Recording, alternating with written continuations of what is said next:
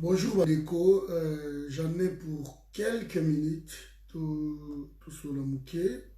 En tout cas, quelques minutes. Je ne serai pas long. Ça devient inquiétant. Alors, Bandeko surtout Oyo, Bazokota, mais quand même peut partager, j'en ai pour quelques minutes. Quelques minutes. Makambo est comme inquiétant. Vous allez mouquet. Attendez, je vais lancer les. Ouais, ça va, ça marche. Ouais. Ça devient inquiétant, comme Nazoloba. Ba armée oyo ezokota lelo na RDC, ça devient inquiétant. Et likambo oyo soki totelemeli yango te, tokoriske ekoma trop tard.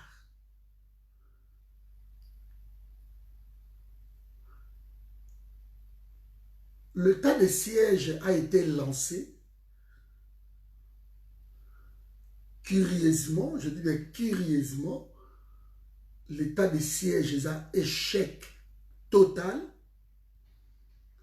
Donc, échec, le mot est faible. Depuis le mois de novembre, til lelo ndenge tozoloba. Awa, bien sûr, tout ça dans état de siège. Bato bakufi 393 personnes.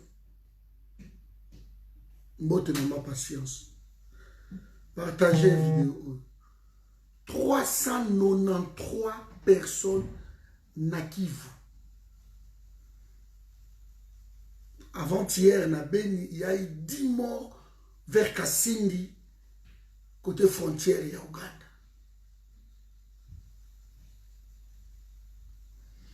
Alors, les Congolais, à un moment donné, c'est tout battu pour soutenir Félix. Boza na responsabilité moko munene. Yango bozo mona makambo ngo ke Félix a koyo kozala te borokima parce que quand la révolution, parce que révolution est au salama na mboka wana. Révolution est au salama. On le veuille ou pas. Alors, on prend des gens comme des imbéciles, on dit l'état de siège, on va évaluer, et curieusement, on n'évalue pas, mais on prolonge l'état de siège. On prolonge, on prolonge, on prolonge. L'état de siège qui était censé ça là 1 mois, l'autre on a 4 mois et on toujours quitté. L'échec total. Des morts et des morts. Naïtouri, n'en parlons pas. Parce qu'on avait dit ici que les pays où ils ont dérangé Bisso, ils ont connu. Le Congo, nous avons une chance. Merci, nous avons une chance na Congo. Oyoto yebi. Les agresseurs sont identifiés. Même si vous demandez aujourd'hui un enfant, l'enfant vous dira que c'est le Rwanda, l'Ouganda. Ce sont nos agresseurs parmi les pays où ils ont utilisé Bango Mingi. Ce sont ces pays-là.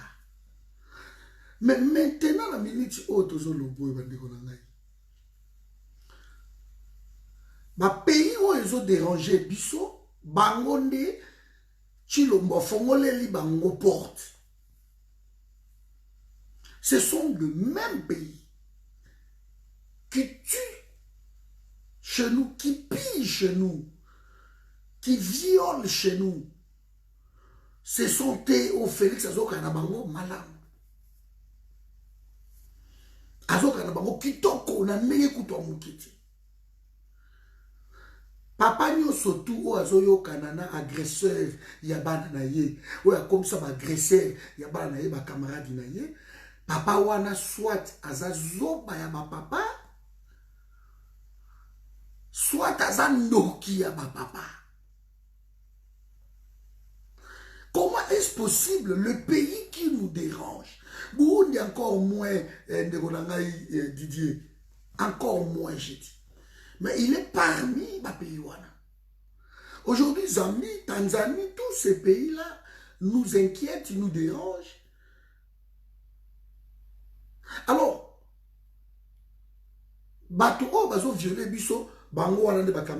nous sommes le seul pays au monde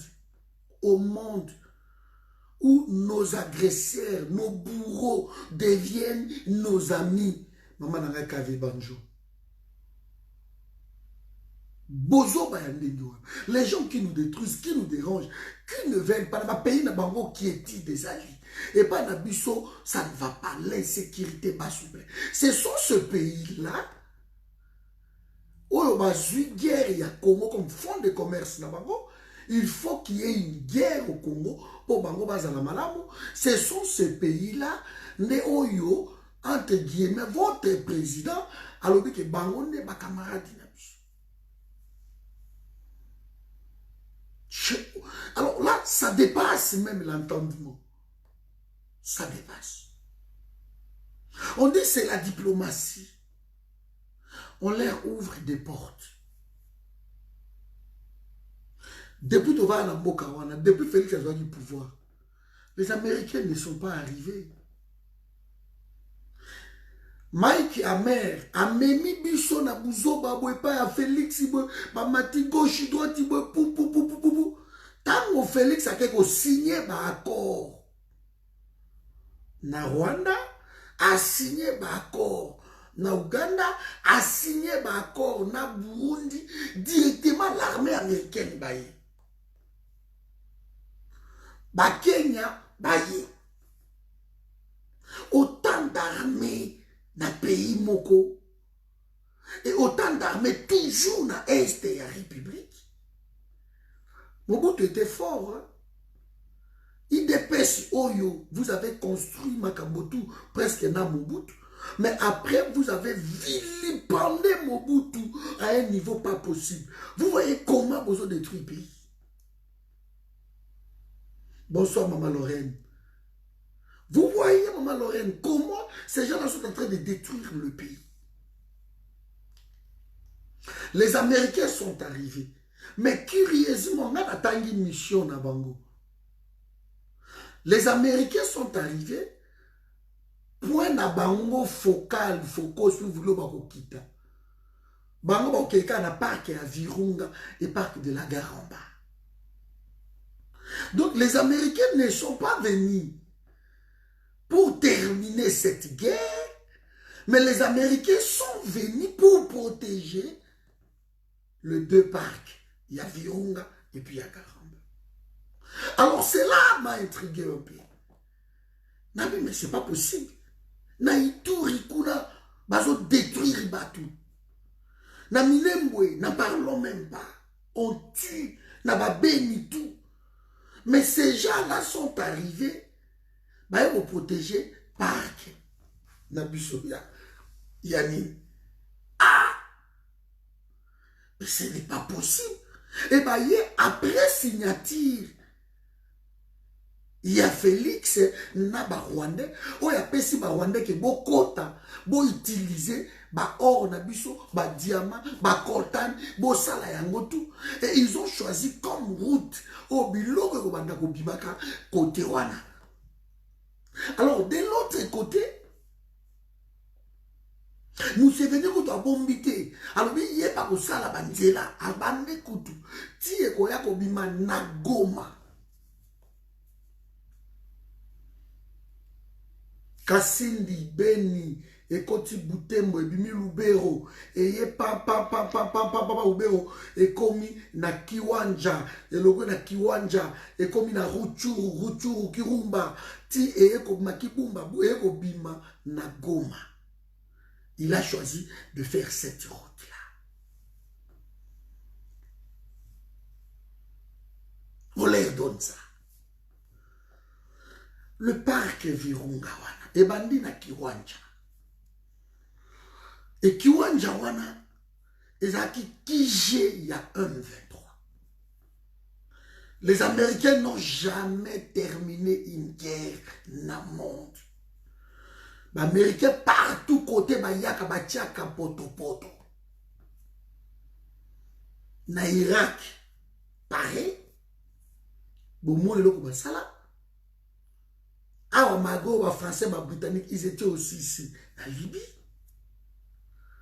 Les Américains, ils ont soutenu l'Arabie Saoudite. Dans Yémen, vous voyez ce qui se passe là-bas. Une poudrière. Dans Vietnam, Basilisate, ils n'ont jamais gagné une guerre.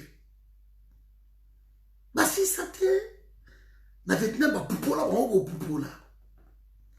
Bazo koka Corée du Nord. En Afghanistan, kuna koloba kutu bakini kutu kokima.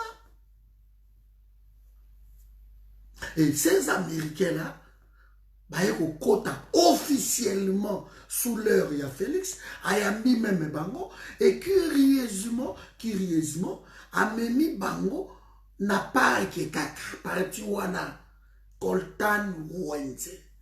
Pétrole, n'en parlons pas. Nos phones, gaz, oezawana, ezakaka delaki dans le monde. Oezana gaz méthane. Na Cameroun, ezana laki mokoana. Bango baza, na mouké baza, soki na 300 000, à moins que je le vois avoir mes calculs. Baril na bango wana. Ya gaz. Bissot n'a plus de 100 milliards de barils. Nous sommes le seul.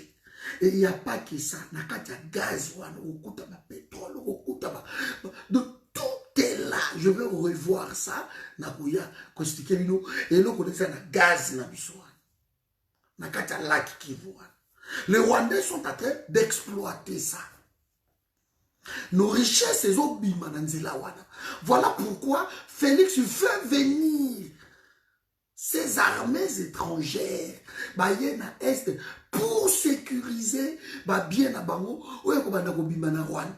Donc on a dit que non MONUSCO azo kende. Alors le la MONUSCO azo kende que les Américains viennent mbala moko kovanda na est ya République. Parce que c'est le premier pays puissant dans le monde. Donc, beaucoup dérangé bangote. Baye na bango ko sécuriser le pays. Mais baye na bango ne ko garder le parc. Et là, on est à la parc. Baye ko garder Mikumbusu. Bagori, baye ko garder bango. Baye ko garder. Parc de la Garamba, Bazolo Bakou tout est. Bazolo Baté passé, oh, mauvais akuna, donc, Yako Sakanati. On leur a autorisé. Et tout ça, vous voulez dire que non, Bato, Bazomo Nangote. Ces pays ne nous appartiennent pas, je suis d'accord, de Narcisse. Surtout qu'ils ont un pantin, un con, la tête, il y a pays, un idiot utile, excusez-moi. Et il est en train de les offrir comme ça. Et tout ça, ça ne passe que comme ça. Les gens voient tout ça. Nous sommes occupés officiellement par le fils du pays. Par le fils du pays. Qui a fait des choses que même Kabila n'osait pas le faire. N'osait pas le faire. Moi, je crois que je vais m'arrêter là parce que le temps que l'Obaming, ça ne sert à rien. Je vous ai toujours dit, mes amis, si nous ne nous mettons pas ensemble pour faire des actions moko, na Congo, des actions concrètes, la guérillage urbaine, nous allons continuer à pleurer. Parce que ça devient saoulant. Vous voyez que je ne parle pas trop. Je demande à tous les combattants d'arrêter l'histoire. Il y a Kingai, Kibongai, Ngamna Banda Komba, Ngamna Sala Kiboy, pour besoin de décision, ça sert à rien de parler. Parce que tout le monde en a polélé. Ça, il faut pousser le peuple. Tout ça, là, action où il faut pousser le peuple. En ce moment, histoire, il y a des Indiens, histoire, il y a des tout. Nous étions organisés. Donc, il faut pousser quelques Indiens, quelques Libanais, quelques Nanouana. Et ma solo, il faut trouver un élément déclencheur pour des révolutions épitées. Sans la révolution, parce que ce qui est révolution et salami, nous allons imposer notre président. C'est lui qui sera là, à cause de là, ici, il y a révolution. Et celui-là, ce qui est déjà révolution et salami, peuple a comme un libertinage, il y a une action, que ce qui n'est pas quitté, et on commence au problème qui non, écoutez, on va renégocier le contrat tel, on va couper tel contrat, on va faire tel contrat, on va faire tel contrat. Maintenant, lire autre que oh bah élection, oh banane, et nous ça nous a dit. Ce balomoli Félix, ils vont mettre quelqu'un. Avant batia mutuana, bagosolo la naye, que biso toye awa, tout ça na intérêt na biso, tu dois accepter ça, tu dois accepter ça, tu dois accepter ça. Si tu refuses, eh bien moi to tchavezate ou soit to tche Félix, soit ba ko continuer ko boma ba congolais, Nations Unies zawana, to ko accepter, ata tricher, to ko accepter baloba kabou. Nous prenons acte, nous prenons acte, nous prenons acte. Nous prenons note. Et petit à petit, bah, on attend, ils ont qu'un petit, bah, il faut accepter. Moi, je suis fatigué des directs. Je vous dis clairement, je suis fatigué des vidéos. Je suis fatigué. Bilot, vous avez star, bilot, vous avez terminé, beaucoup. Kolobeleki, bah, menace leki. Maintenant, il faut que tu aies makambango na exécution. Ma menace c'est qui? Bokomona, tu sais la bino boy, kalamingite, tu koboma yo, kalamingite, et comme il est belé, comme il chikoyo, makele na matoi. Retrouvons-nous pour des actions concrètes na Congo. Il y a trop de... Trop ça la boye, trop boma yo, ou bien trop boma, tu le mogomona, surtout ba audio na ba WhatsApp, to l'emi, ba stratégie ya pas bamba. Nous sommes fatigués. Au commandant tel à l'obiboye, colonel tel à l'obiboye, général tel à l'obiboye, major tel a révélé Bissou ma Kambuboy. Il y en a marre de tout ça. Il y en a marre de tout ça. Bon, mais ma bicho chikoyo vers la révolution. C'est tout ce qui nous reste. Il nous reste plus de révélations. On n'en a plus besoin. Et on maman Gisèle a tout naïna. Mais cordon, Mikole Belé, c'est clair. Il y en a marre. Oh, bah, tu es Tony Tamba. Il y en a marre. Félix Agotiaka, rebelle, Wana, M23, Azongissi et la DDR.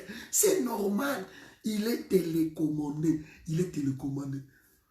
Tolemi babiloko wana. Tolemi ba guerre na biso apamba oyo. Tolemi ko swana, tolemi ko finga, tolemi ko babiloko wana tolemi yango. Ça sert plus à rien. Et ça la révélation c'est pas pour révéler bisoté. Parce que ce qu'on congolais tout a commis clair à son mon makambo. On ne peut pas comprendre que les Américains ont signé un accord na Félix. Ces gens-là sont venus dans le Congo. Mais ils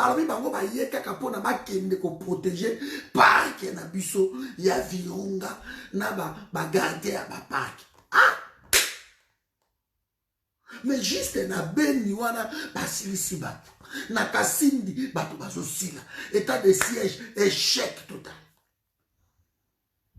Mais bato pe bazo crier, l'américain baye, l'américain tamo baye, ba na feuille de route, Mike Amera, alors bien mot clair. Nous sommes venus pour sécuriser le parc de Virunga.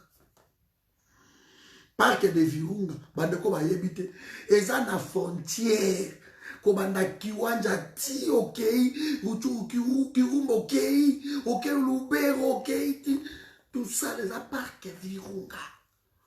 Tiver kobima ba butembo kuna ba sekuna parc Virunga. Et na ba parc Virunga wana. Bonsoir collègue Nzika. Na ba parc Virunga wana. Bande ko na ngai. Et ça la richesse moko. Na comment parc Virunga na tambola la 3-4 fois. Vous n'avez aucune idée. Et donc ça na parc. Maintenant le Rwanda exploite le parc.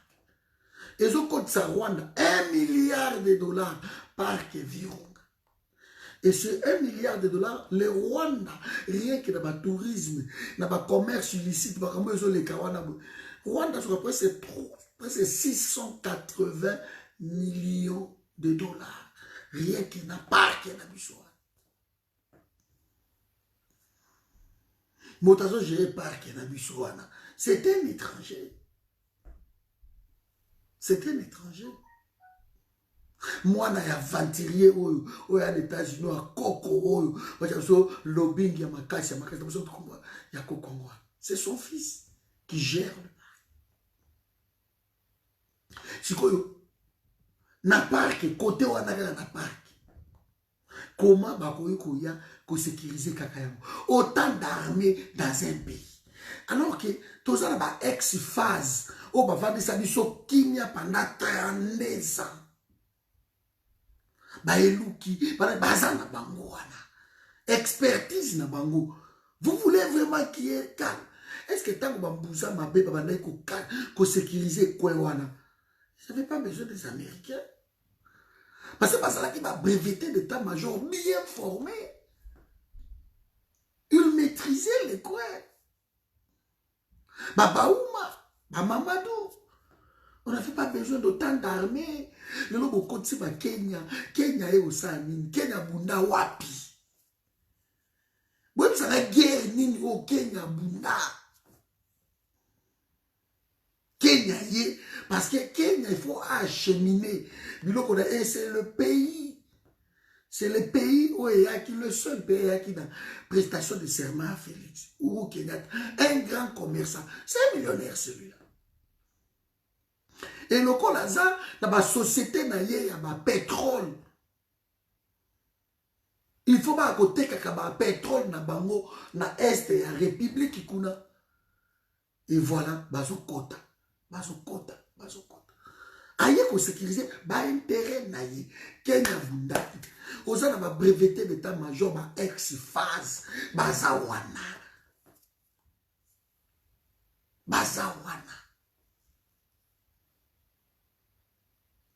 Kenya ye, mabe, koto Zambia koti, mabe, koto Rwanda koti. Mabe au monde a besoin d'un état de siège, autorisé ma pays ils ont agressé nous que ba soda na bango ba kota et belé pour ba ya ko calmer masolo. Bomonango wapi. Bomonango wapi. Bande ko na ngai. Bomonango wapi. Dans fiasco ça kanate. Et maintenant, vous criez que non, les Américains, ils ont une occupation claire. Ils ont une autorité. Ils ont une autorité. Des autres, les Katanga, parce que Katanga, c'est une poudrière. Et Taliban, ils ni na Beni, ni na Bango, kaka, ko sécuriser parc. Bango sécuriser parc parce qu'il y a quoi? Bango sécuriser kaka parc. Pourquoi les Américains va sécuriser kaka parc? C'est la fait cacham. On ne comprend pas. Christian, vous sécuriser parc. Les Américains wana.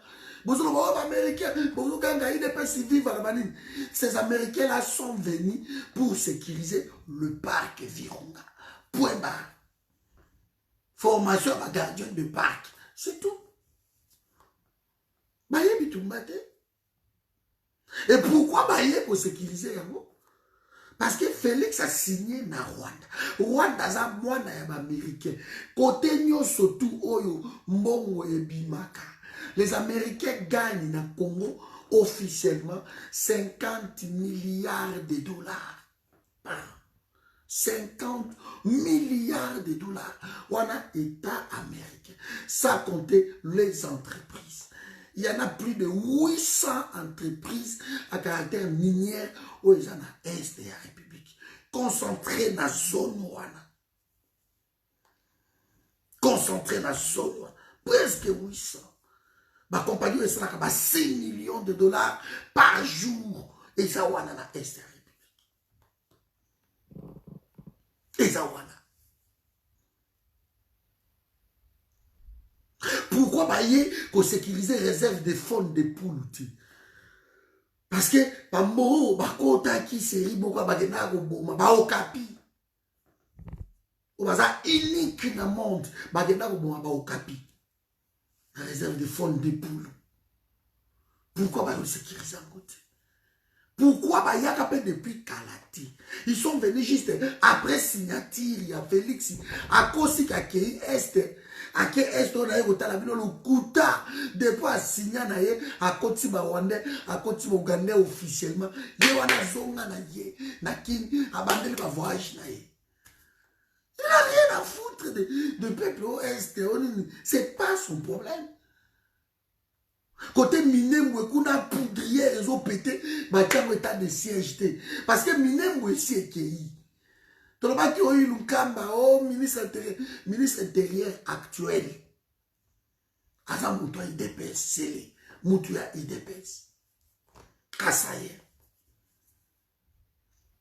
Ministre actuel. Intérieur. Madame Minemba Mosco Bolobini. Nie, silence total.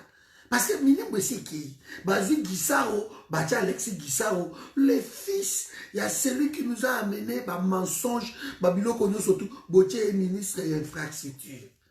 Atonga Minembo, à laquelle Koyo Kana Bauganda, Banani, Baotonga Skobanzela, il y a Est, et Mousseve dans le but clair côté d'Aïe, alors que Banzela Otozo Sala, il va nous coûter 280 millions de dollars par na Ouganda. Quelle est la part de la RDC? Toyébité, secret défense. Tant que vous savez, dans le lac Albert, vous comprendre. Parce que lac Albert, ils ont un pétrole et l'équipe Mokili Mobimba.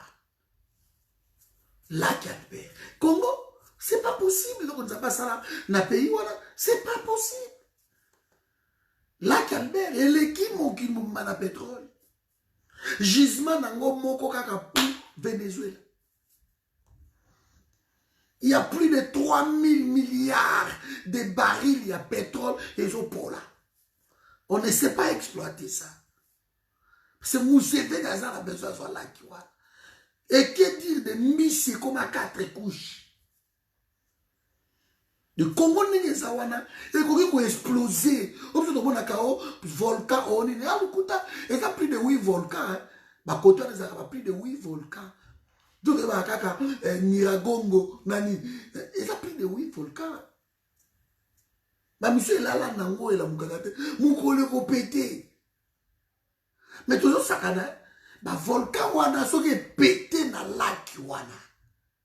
Bomona ba scandale au mokili mona na mute et que cela Tchernobyl c'est rien et cela une première dans le monde parce que concentration il y a gaz au wana gaz méthane pétrole na virunga juste wana virunga na plus de 1 milliard de barils il y a pétrole on va lui que va exploiter un côté pour la faune so il va exploiter un côté et au pété parce que pétrole comment na ngobima. Et au même ça a faune. Maintenant, au lieu de créer de grandes sociétés, il y a une exploitation, il y a du pétrole, du gaz, comment on vivre dans le paradis tout ciment. Mais quand vous avez des présidents qui n'ont pas de vision, bien sûr, il se contacte avec tapis rouge, on lui a montré tout ça, c'est bon, et il est en train de sortir, et voilà. Bonsoir, Maman Gita. De Est de la République, et ça scandale. Je vais faire une vidéo concentrée dans l'Est. Je vais expliquer le gaz, pétrole, Est. Danger, nous toujours risqué. Si on répète, on a presque 8 volcans. Et ça va quand même aller. Niragongo na Nyamulagira, car deux autorités, et ça, oui, volcan presque. Où ils ont sommeil. So comme na Goma, parce que na comme na Goma. So comme na Goma na université ya Goma. Juste na université na nzela wana, soko koto soko uti na rond-point cité, ozo kende kota quartier office na gouvernorat. Mais soko mika na université na Goma, o baluki na droite, o te kota porte US, o baluki na droite. O komona Niragongo yango wana. O mona ngo. Mukole ko kita bo et koti na laki wana. Bokomona scandale na monde. Bokomona scandale. Et vous pétez wana nyoso tout. Donc nous avons un risque au Nzamba à protéger à capiter. Que ceux qui black wana yé boudou moto laki. Moto ya volcan wana et Kiti. Et la mousse tam sur les 6 autres volcans. Et Kiti sur les juifs kakalaki. Et que par méca de sanani na gaz méthane. Donc il n'y a que des dans le monde. Des Cameroun, les gens ont mouké là, ceux qui mboli, ceux qui n'ont pas ils ont mouké, ils ont 300 000 seulement. Nous on a combien de milliards? Le seul dans le monde. Nous en avons tout. Moi, je suis inquiet. Parce que quand je vis ces Américains débarquer, dans le autant d'armées na Congo, pourquoi faire? Donc, la MONUSCO qui est par les Américains. Mais les Américains n'ont jamais gagné une guerre. Les Américains n'ont jamais gagné pour un intérêt à pays moussous. Dans le monde américain, pour un pays na bango. C'est le pays comme ça. Ils ne voient que leur propre intérêt. Point barre. Ça, c'est les Américains. Bon, on va au Vietnam. Bon, on va au Japon. Afghanistan, Irak, ils sont comme ça. Bobengi bango na Congo. Bayo san. Et belle la breveté d'état-major. Mobutu n'avait que, je crois, 36 généraux seulement. Mais qui a moko incroyable. Batu oyo baye. Baza d'expertise ya quoi wana. Baza envie ba papa wana. Ba vrai instructeur bango wana. Ba go pesa biso ba cours. Ba ko ba makambo. C'est clair. Baza clair. Ba papa wana. Alors, on dit non, c'est bon. Toyo Karasukoyo. Dans l'Américain. Totiki Batuana, ba ex wana, ba nani tout. Kenya Yaka, protéger Biloko Nayo. Kenya lui a dit, moi je vous ai soutenu. Makamoto Boussina, Biloko te pas nangai. A joué Equity Bank déjà. A sauvé avec Komiaye. Bon, maintenant, il faut Biloko Nangai Kotaka. Makamoto Kotaka nanana. Ba joué armée Kenya Bati d'abord. Et quand on envoie l'armée au Azo Kende, dans le front, Armazo la fête. Vous vous êtes posé des questions. Soldats Azo Kende, dans le front, entre guillemets, mais aussi la fête, on est au CP là. Qui ont fait, Tozo Kende dans RDC. Tozo Kende dans RDC. Vous voyez? Et on vous a dit ici, ma nomination à Félix.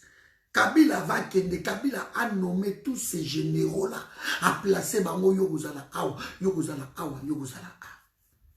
Il les a placés. Kabila a détruit ces pays-là de fond en comble. Kabila au Monakaïwa. Il a vendu presque 50% de nos terres arabes. Il a vendu ça. Botan a livré à Al Gore. Bogomona. Parce que la RDC n'exploite pas. Sur 80% des terres arables, on n'exploite que 10%. 10%.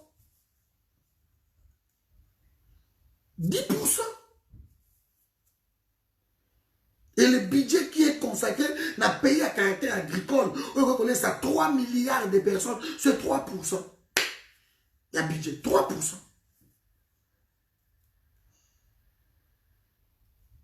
Voilà pourquoi Babisoyo, toujours Bundisa Kaba Félix.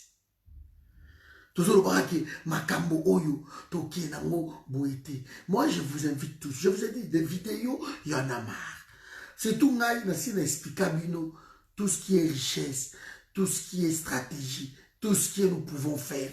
Je vous ai expliqué de long en large. Je vous ai expliqué telle province, ils ont la richesse, telle province, ils ont la telle province. So, babi, Kangi même, ma province, il surtout, il y a Congo. Babi, tu peux exploiter Équateur seulement. Congo, ils ont paradis. So, babi, bon, tu Kangi tout, tu exploiter Bandundu seulement. Congo, ils ont paradis. Place, c'est une richesse, ils ont dit. Ba Congo, Placide. Mouzé nous a démontré. Nous en avons tout. On se contacte des FMI, des banques mondiales. Nous en avons tout. Nous en avons tout. Les gens croient que Katanga et l'équipe Congo ont la richesse. Détrompez-vous. Détrompez-vous. Oui, mais richesse, c'est dans la Kananga. Kananga, kakao, Kananga. Richesse dans la Kananga. Richesse dans la Bougimaï. Le Dékassai. Détrompez-vous. Là, il est bon, là, côté, là, tout. Mais détrompez-vous. Ils ont ma province sous le Congo. Congo n'est pas exploité. Congo n'est pas exploité. Mais exploité Congo même pas 20%. Détrompez-vous. Niveau ya diamant où ils en Équateur. Détrompez-vous. Oh, où ils en Équateur. Quand on a beaucoup kuna, ma sobol. Ma or pire. Mais exploiter nos richesses sur la terre. Ma missi, n'en parlons pas. La faune, maille. Rivière, quoi, ma salonga. Et ça, c'est les rivières dans le monde où il y a plus de crocodiles. Détrompez-vous.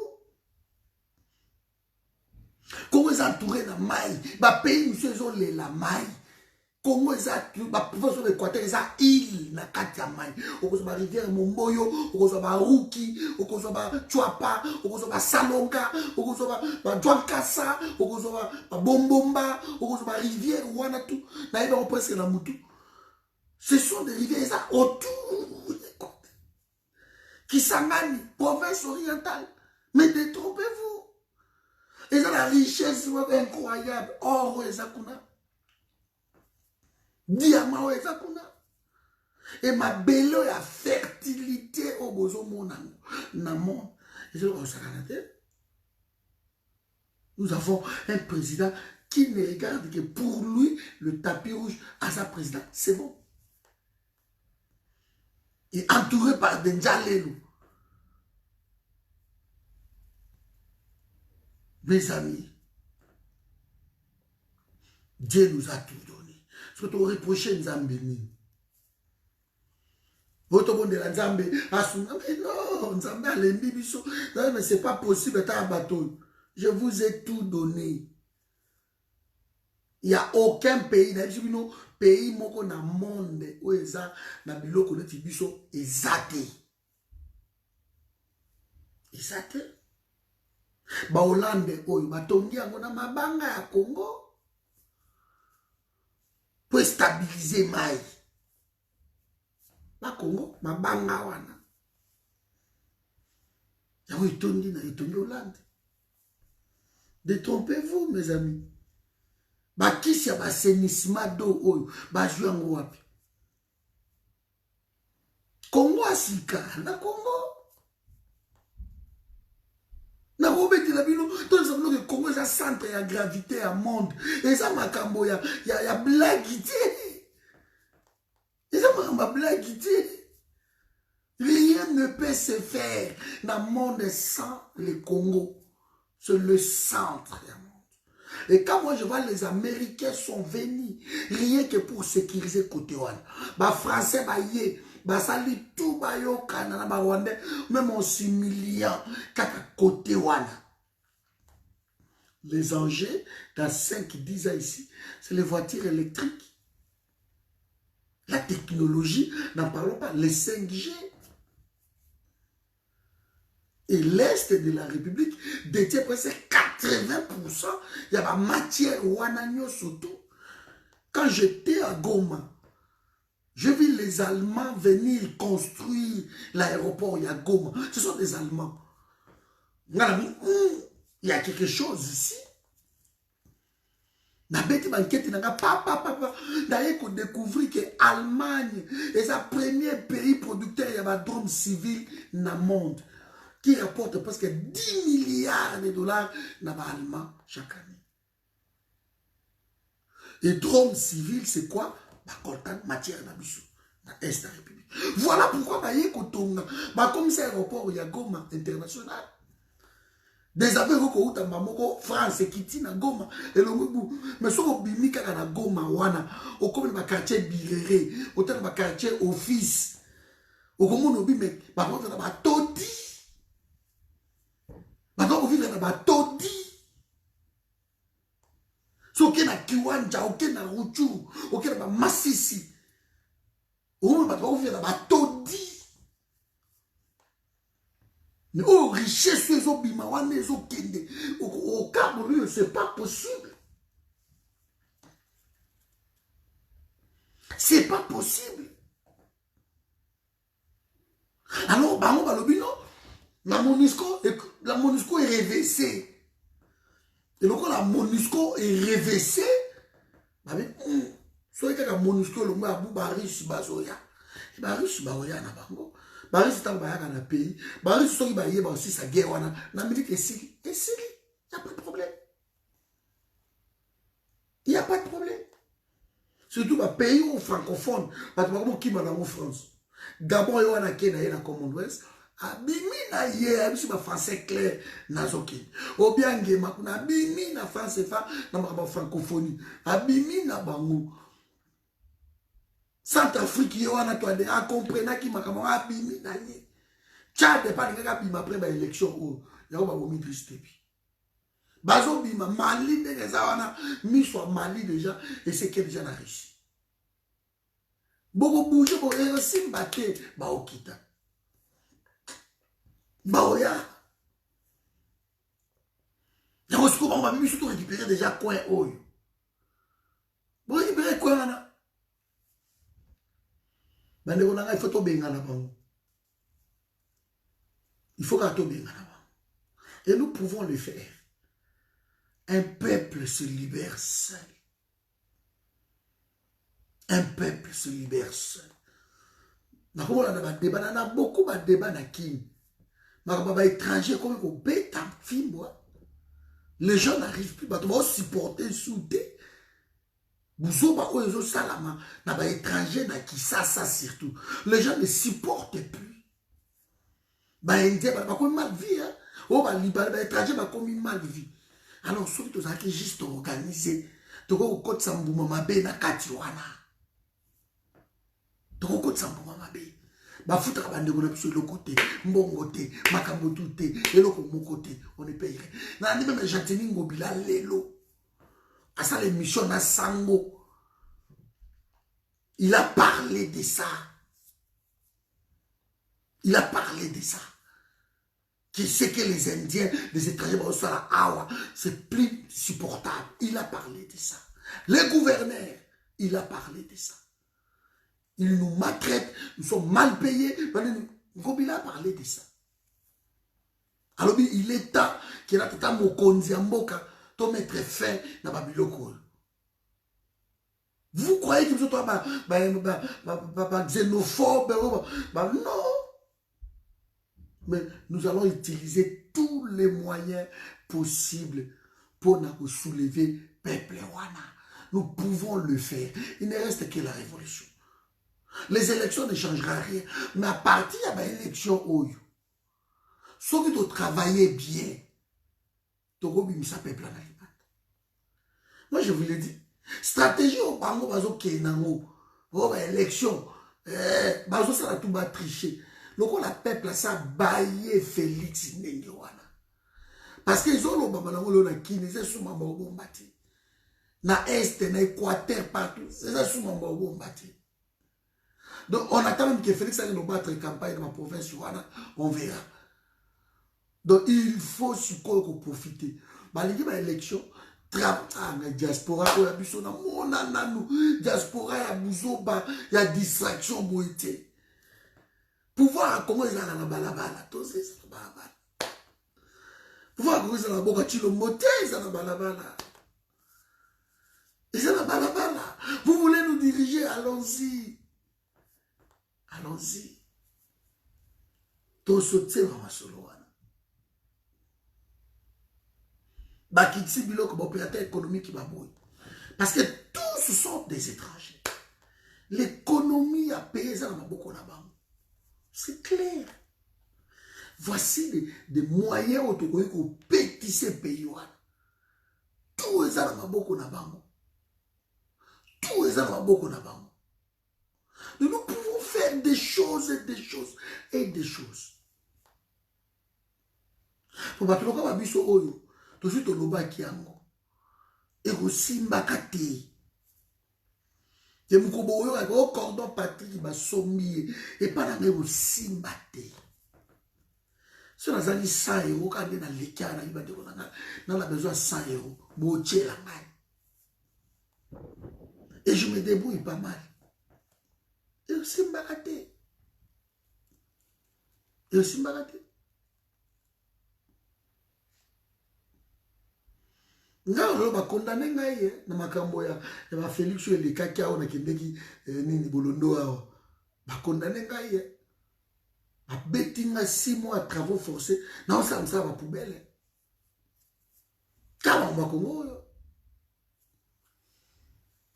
ba bi yango ou bracelet ou bolondo na na chouette ba conseil de première réalité non ça ça misala non ça ba poubelle convoyeur na camion na koleka mukolo mususu bacho o balé o kombo la balabala o za na batu. Voilà comment Congo est comme ça. C'est ça boulot non ça la moi et on va pendant 6 mois. Vous rendez compte 6 mois tout ça pour la payer. Il faut changer les choses.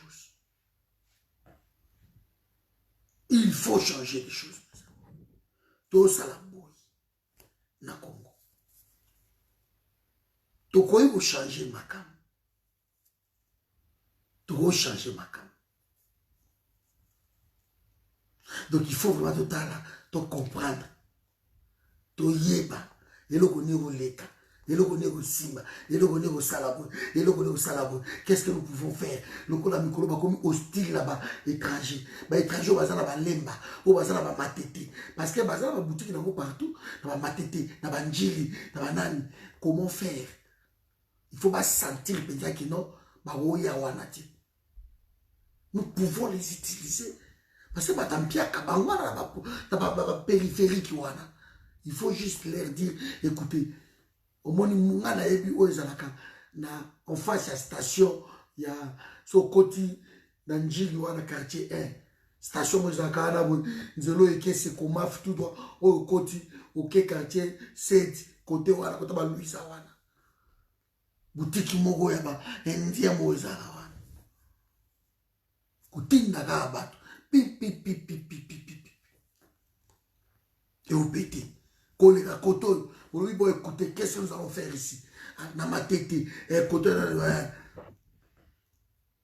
la pétuane est là, pour motiver Bango.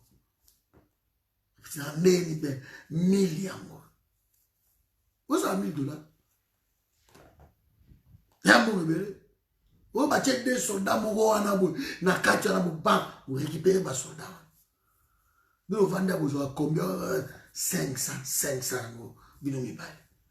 Petit, bah, vous attaquer, vous bêtez ma sacité, vous salez l'eau comme vous dites. Quand il y a une photo, c'est bon. Tout ces stratégies sur le terrain. Ma petit, ma kitu, ma boutou, ma pandi. Quand il y a un soda, ma jaka, ma pandi, ma bouki, tout. Comment on va ah, boche sur ma colotie. Parce que ça sert à rien. Ma misala, moi, ne fout à ma mote, ma lia, ma salaire, ma pesa, ma mote. Bon, pandi tout. Bon, car, regarde, qu'on a la station, ok. Dans ma solo, la bino, yango. Bokanga misu bobo 500 maman mi kete o ba sama ni te 1000 pas just pour ça mbou just pour ça là petit ba coach o tient moto na station na butu minu e pays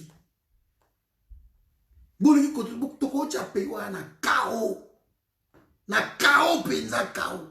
Nga comme na trop loin ma pipeline bo o ke na makina kacho na aéroport bu pétian cheka moto cha et landi ba pipeline et pété kinga kati mobile et pété l'aéroport alors ça faut la révolution va détruire ça mais biso tout ça peuple moko to ngi violence cité to limite to nzamba ko sala lika to nzambe ko ta ko sunga lika to nzambe ko ta ko sala likambo tout to linga ba biloko. Alors il ne faut pas étonner tout le monde a que Félix Avandi parce que on lui a dit même si Félix ça calme omoni awa bato na tout ba osala on lokoti ba olo il y a une vidéo commis tout sali même si on côté la comédie même si on va d'abord parce que ba sombi bango même si on ba sombi diaspora ah beaucoup on dit maté ba sombi danse ba star tout ça y a la télévision mingi ba sombi bango abi komezo umela tout ça la mito ba la na biso. Moi je vous l'ai dit, il y a de quoi à péter Payouana, de pétisser à nous. Nous pouvons le faire. Soyons juste un peu organisés. Ce n'est pas ton bolingité. Et ton keka biso beaucoup. Ma oh, ma moni qui est à Okendake naïe. À moi 10 000 naïe, moi 20 000 naïe, à Sali Masolo naïe. C'est tout. Otika moi lembo. C'est bon parce que il faut que tu aies lembo. Tu as sur la choix, il faut que tu aies lembo. Voilà mes amis, ce que j'avais à vous dire. L'Américain au Baye, Baye au Sunga Congo Théo, Baye pour protéger la richesse na bango et puis maman l'âme et les cas. Parce que le cause à Rwanda, il fallait qu'on côte à Rwanda officiellement. Et Félix il a fait à signer officiellement à Rwanda la côte. Et non seulement Rwanda ba côte mais à autoriser armée rwandaise et côte pour sécuriser ba Rwandais na kati ya RDC à Sinyango ba Rwandais ba côte ba Ougandais pareil sikoyo ba maître na ba américain ba ah MONUSCO est reversé ou meli 20 ans mon kil me komi koloba alors pour réalité MONUSCO ça anini tout la mousse ya ça mais va récupérer le moko va récupérer le moko bino moko kita sur le terrain boye net moi oh boye ko tia kimia na parc oh ni et les Américains sont là ba vrai occupant bangoana ba vrai occupant bangoana voilà ba ndeko. Maintenant tout doit se passer na Congo. J'avais une dame qui m'a écrit avec un cordon. Oui, vous avez une fête moko na koto na Belgique na moni kimbuta na fête wana. Aboko ni makanga na zaki na moti. Ngai mama poko benga ika bisote. Ozo ta moni kimbuta. Benga bandeko na kimbuta sa awana fête. Tu es Satan mbote pas bato soli na ye. Ah, Yandre boni bien.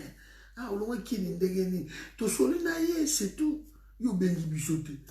Boke fête ici, le cordon, Nazaki na kimbuta la fête. Na moka kanda moko le final liaï. Mais biso c'est le signal na biso. Benga biso. Nga le sera coup de film tout tel pa. To ye to komi wana to koti, to kuta ina ya André, c'est tout to soli na ye. To pesi mbote. Ah on a bouteille moka bo papwa. A panzani so kini na bo pu, bo bibi na bino boké. C'est tout. Et vous savez, ma vidéo, toke ko lukande kimbuto, bilo kana ko sala mate, to ko yana so normal, to komi to vandi pa, mila pa oza la fête te ba ko fêter na bango et si parce que un tindi. Mbote mama Fatou. Si nous-mêmes Congolais, nous ne prenons pas conscience, si nous commençons toujours à protéger ces gens-là, et puis ils ont continué. Oui, Béjine au sala qui non, qui mouta lié tam sous pas ou na poto.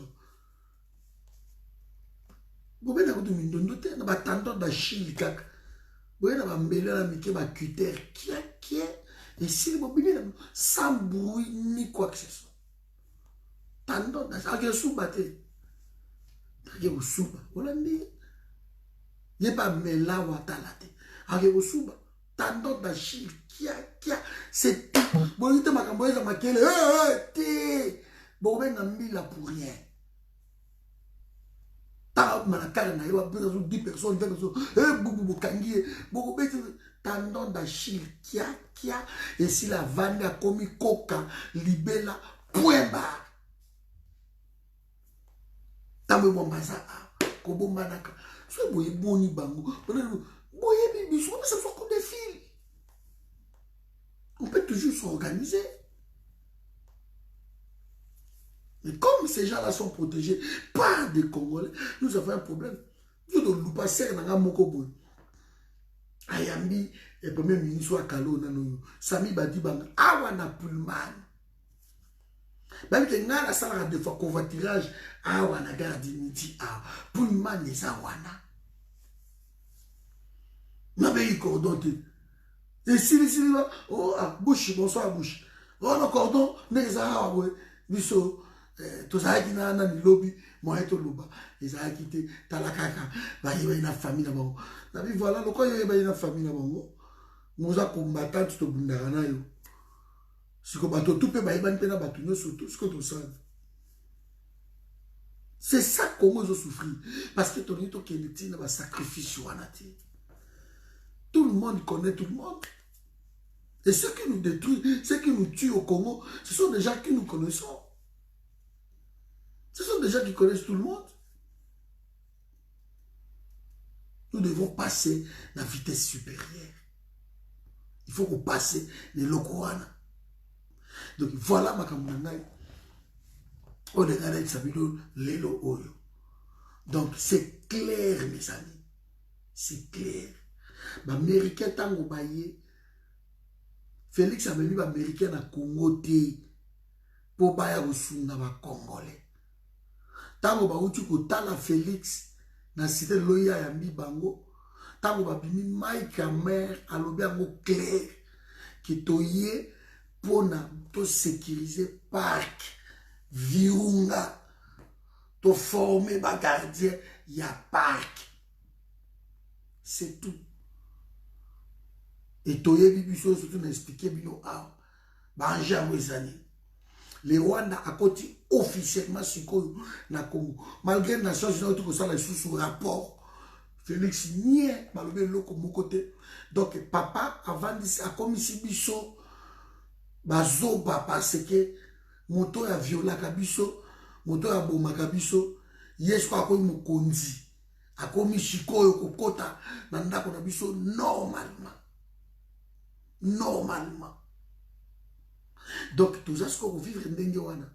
Alors, les Américains, c'est que le MONUSCO, alors que tout le monde ici, ça. Alors, terre qui a la vidité, les Américains, le MONUSCO, plus de 20 ans, a RVC. Le peuple a commencé à dire, c'est pas RVC.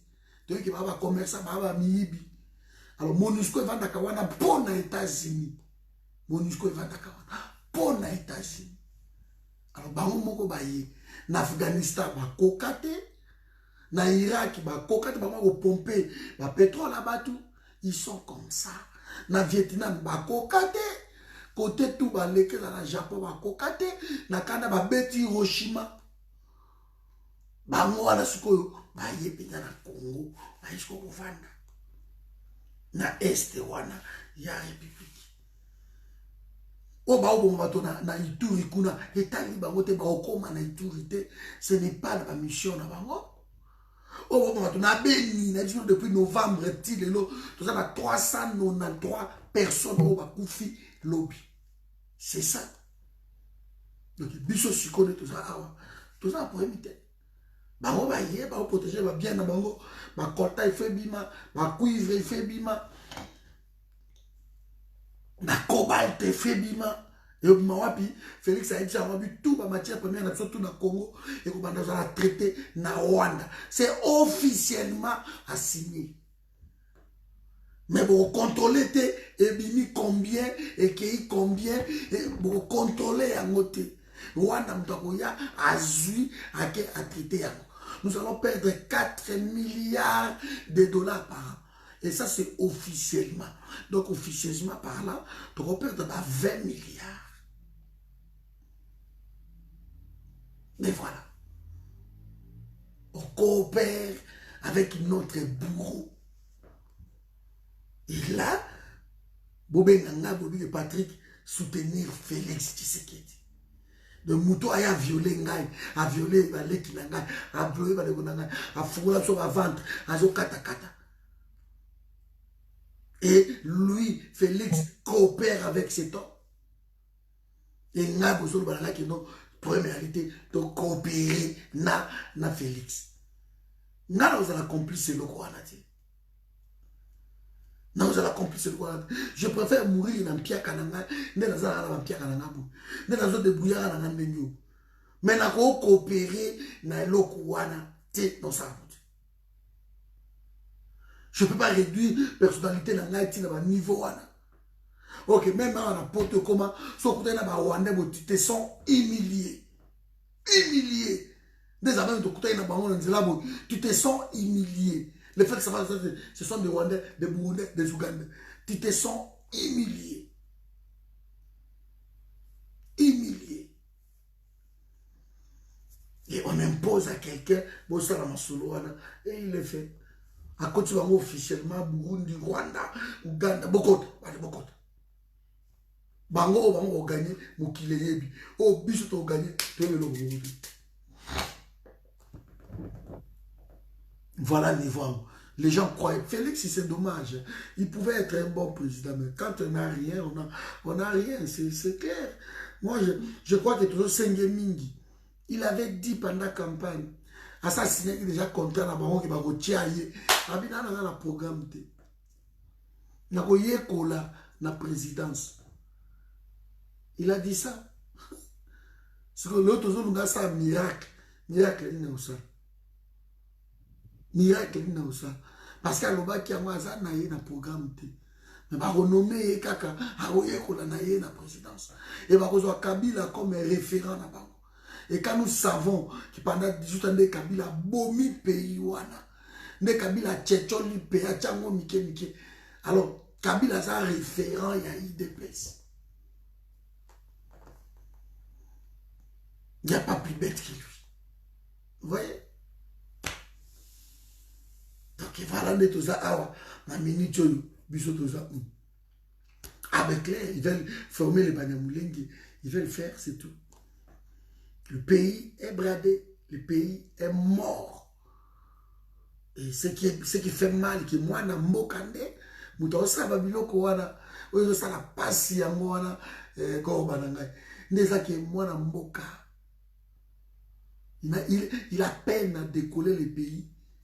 Même Kolia, ils ont été mailles, ils ont été lignes, ils ont été écoles, ils ont été nzele, ils ont été ni rien à Kassai kuna Angola a déversé ba buzo ba kuna na fleuve la rivière Kassai comme rouge ba photo ba mbisi bazo kufa banana ministre environnement 4 ba okendete gouvernement parallèle monsieur César na carte ya présidence yango ezo signer ka ba contrat yango ezo sala makambu e ko tinda ka batu banini jusqu'à ce que même directeur à cabinet o bolobela ki Kamere que c'était Kamere banda ko dénoncer le kuta Kamere akpay directeur à cabinet o yaye azo dénoncer ba même biloko Kamere.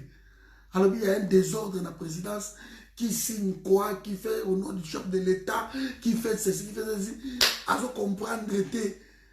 Alors c'est la ordre de Félix, bazo ballonné, bazo tournisser, donc basi va peser, bayebi que il n'a rien dans la tête. Alors bazo tournisser, na ba conseiller wana, na banani, ne bazo sala yeboyi. Bazo sala yeboyi, il ne sait pas, il ne maîtrise pas. Parce que si l'homme ne maîtrise même pas son propre cabinet, alors là nous sommes face à un problème sérieux. Et vous espérez quoi dans le pays? Makamboto a pays aye barana yete. Ce qu'on dit Likambotel aye bité. Il n'était pas au courant. Mais c'est normal qu'il ne soit pas au courant. C'est normal qu'il aille batté. Parce que tous les conseillers vont comprendre que biso te osa la COP na biso awa la présidence. Et bolobaki na Kamere mutumabe. Kamere motako tia ba poison, Kamere motazo boma. Curieusement Kamere n'est pas là. Ba poison zo continuer bato ba okufa kaka. Kamere n'est pas là, bah détournement bon, ils ont continué. Ils ont continué. Ils ont voté à ma benabino, le la caméra, Azam Swahili, côté à Burundi, Kuna, branche, wana. Allez, bah, toujours déranger bino. Il fallait que Botia bande bonabino. Botia pe omusu sa yeso nyembo, aso ikatanya so nini. Akuta ni pe na bino onaye. Il n'y a pas bandi kolobabi, c'est pas possible. Tout ça comme, eh ben, Niembo, mais ça n'a qu'à parce que bazo diriger Nengiwan. Parce que le président ne sait rien faire. Avant de conseiller, moi quelque chose dans mon tour, c'est que yo moko, ozaki pe na moi loko na kati. Mais quand toute sa vie, on a connu que Koiba, Masanga, Kokende Boy, Bakop, Banin, Banin, ça peut être aussi une ancienne vie. Mais quand on devient, comme la place comme ministre, chef de l'État, tu dois être bien entouré. Tu dois être bien entouré. La expérience. La expérience. Mais quand on a pris ses potes, bakamad na yebo ya kaka boyo ya moni baso ballonné tala moto ko la Jacqueline ngazo sakana na ye na ville à Kinshasa Jacqueline azo sala Félix Boy et il ne voit pas ça. Il ne voit aucun Kangazando et ça dit maman na scandale mais ça ne kangama il ne voit pas ça. Vous dirigez pays n'est pas une église mobo. Pour me aller te ça est l'autre côté, il dirige le pays comme ça. Il n'a pas le temps, il ne frappe pas. Il y a justice, justice, c'est pas il ne frappe pas. C'est justice, c'est une tambola. Et ça a que Sokio, Olobeli Félix la télévision, bah Jean Bakotala, Boane tout ah Tipouana, allez, justice, vous pouvez vous parce qu'elle a contre Fati, parce qu'elle a l'obéli Fati, c'est tout. Voilà à quoi justice et abuso et le sale. Vous savez, les amis, ma tata Paul, oh Bakimi, ma bomban, Bakika Abin Kaoub, oh Bakimi, Kalev, depuis ce Bakimi, ma solini. Tu vas arrêter de cas, Batouana, la mine, Bao Bakimi, ma bomba, la ramona Kim, Borozo, Bangote.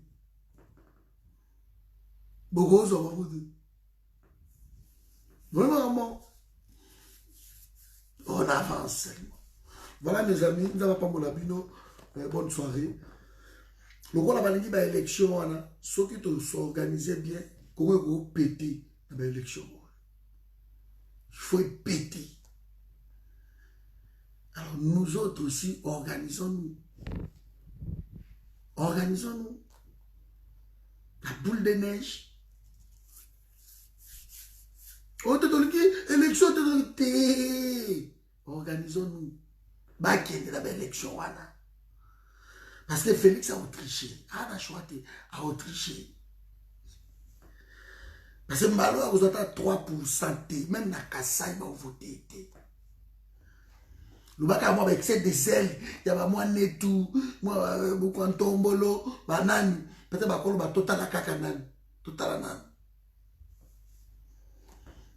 Total à nan. Total à nan. Peut-être moi 1%. Mais Félix a besoin de 3%. Malo. Vous avez. Parce que le coup la comme Kassai était acquis pas Kassai de l'eau comme côté. Nzalo est dans la province. Et la province je souffre d'être Kassai de l'eau. Alors à Okende Kuna, tant Okende Kuna, même les Kassai vous voyez que oye quand la poto voté yo. Mais pendant 5 ans, au travail au tchama chrono awate okipa bisote mbalo oye bisa bisoni. Oye bisa bisoni. De ba voté été. Si on a relinga sikoyo a triché. Et le gars a sikoyo a triché. Et mon boulot, on a parlé dans la on a vendu. Parce que l'immeuble où j'avais des appartements, et on louissait Batou. J'avais un appartement. Et curieusement, dans l'appartement, on a eu un type au colonel Esaïe. Amo, Esaïe Azagi dans Kin, Alali, Azobimisa Mbongo, Chilombo président, Toyo Sunga président de la sécurité, Alain n'a pas hôtel à Pata Mbongo. Et boum, Esaïe Esaïe. Oh non, non, tout le monde, Aouti Nazarana, Awa, tout, Nabiamo. Ok, première réalité, dans un studio Mogoana, Aya Rouzouang. Nabima, Natala, boy. Esaïe, tant que Talinga, Yemogo, Aya Bissi, Sewa, Mimelengaï, comment c'est un gros dame, mamie, Bogo, tout n'est. Aïsita, ma mère, lui, ah, et ça, Cordon Patrick, Naouzoua, studio Anati. Mais pourquoi alors bien au pied en athée? On va pas le gâteau, il va parler. Il y a mon studio. Oh mais cordon, on le vit nini. Mais c'est la vie au pied en athée, ça. N'a au pied. Yo sont mis d'un côté. Yo la ligne mettre au panza là. Chilombo. Oh non, non, pas nous faire un athée. Na ye kaka, la adresse, na ngata la kaka. Attendez, aucune adresse wapi. Zonga qui ça, moi va pouvoir adresse au ça. Oh, mais ma mikanda, na obebi ça te pourquoi? Mais voilà, c'est qui est le monde au lobby na ba vidéo. Na moni na bina au pioté. Bato aida mami botu, ne botu na me corner les aïe. Si les lo studio va vide, na bina au pioté. Habillement dans le lobby, on peut salaire déjà. La bina est kende au sombandako. Bonjour. Parce que bino, c'est à cause de vous que vous jouez avec les gens. Non, ma miette. Ma personne, moi, 1000 francs, moi, 2000 francs. Au monde, vous avez eu 1000 francs. Au là, il a mis pour pas de 1000 euros. Tcha. La bina au pioté. Akenda. Tout la mousse, ça n'a piété. Vous avez de là, on est l'autre côté. Vous soyez là. Oh non, je vais juste l'adresse. Comme on appelle ça l'adresse, les meubles là. Je vais juste l'adresse. Tu sais, moi, je suis à Kin maintenant avec Fatih. J'ai déjà ma maison. J'ai ma maison, hein, mais avec ça, il y a un système. Même si la vie n'a pas piété. N'a comme tellement allergique. N'a pas soutenir Félix. Tellement allergique. De son soutenir Félix. Il y a un yo contrat et sili. Oh, c'est terminé. So na keleli ko ede ngate. So yo keleli ko senga ngate na ko ede yote. Kende pa beton apesa yo. Ngai na kozaka na mkiaka na ngai na ovandi yo. Et nous devons être durs comme ça. Attends, on a 250 adresses, 200-300 personnes. N'a pas sa binoté. Vous êtes prévenus. Voilà, mes amis, nous n'avons pas pour la bino. On est ensemble. Dans la tribune, à la bonne soirée. Hein? Et puis, on va continuer quoi. Ingeta.